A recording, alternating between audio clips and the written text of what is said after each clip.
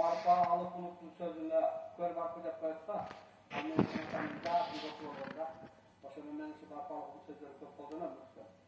Intimat degen sözünde o yaratkan neme ayterida radyoga gapga aldırıp koygan biroq jaşlar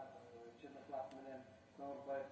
yaşalak anken özüm daha bu çarmagaçı şundaqınday көңүл bölmekten kitapga gana çıkıp kaldı çağırıp koydum abim mesela şunu sözünü qarap turup ayağını çevirde bereyine mümkün olsa şunu үйrönüp özat söz жақсы sözler